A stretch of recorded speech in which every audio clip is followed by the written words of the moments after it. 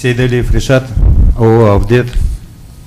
Значит, те люди, которые вышли сегодня под Кабмин, эти 120 человек, которые представляют, как бы их послали те 15 тысяч людей, которых они представляют здесь. 15 тысяч человек, которые нуждаются в элементарном это праве на землю, чтобы построить там свой дом, создать семью и так далее. Эта необходимость у людей уже давно назрела, так как вопросы никогда с давних времен уже не решаются. Эти люди вынуждены были самовозврат так называемый земель, потому что ввиду, что посылались многие, писались обращения, чтобы выдали участок, но всегда государство всегда отказывает людям на фоне того, что всем структурам, которые, допустим, властные или какие-то олигархические структуры, мы видим, что им даются гектарами земли.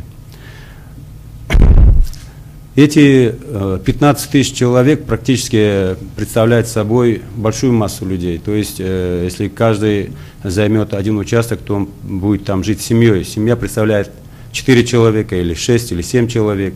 Если умножить это на цифры, то получится 70 тысяч людей, которые, в принципе, требуют и нуждаются в этом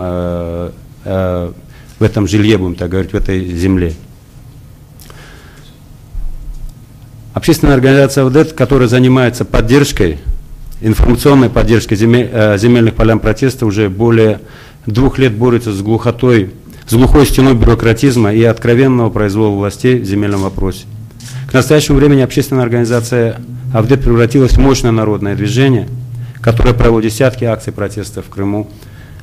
Одним из важнейших достижений этой организации была организация в прошлом году акций протеста перед секретариатом президента в Киеве, на Банковой. И таких выездов было 3.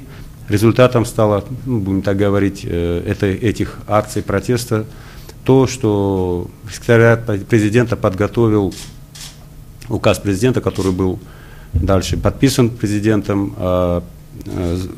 от 14.05.2008 под номером 435 про додаткові заходи щодо забезпечення додержання прав громадян, які проживають на территории Автономной Республики Крым, на землю, согласно которому Кабинетом министров должна была быть сформирована земельная комиссия, которая в месячный срок должна была провести работу и решить земельный вопрос в Крыму.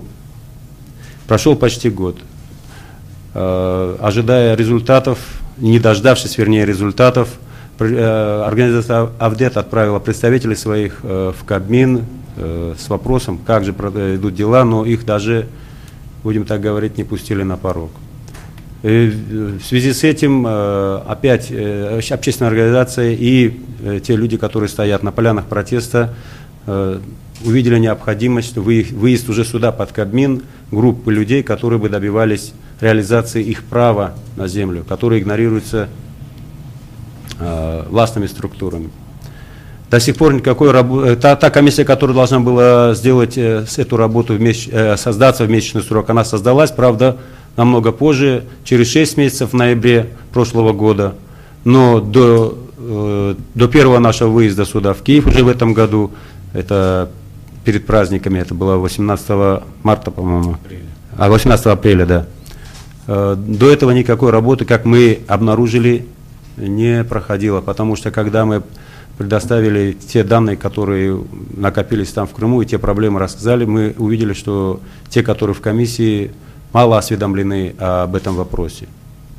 То, что они подготовили, было общим таким обзором тех проблем, которые накопились вообще в Украине, но не касательно, как было указано в указе президента, что должно быть именно касаться тех людей, которые подняли этот вопрос.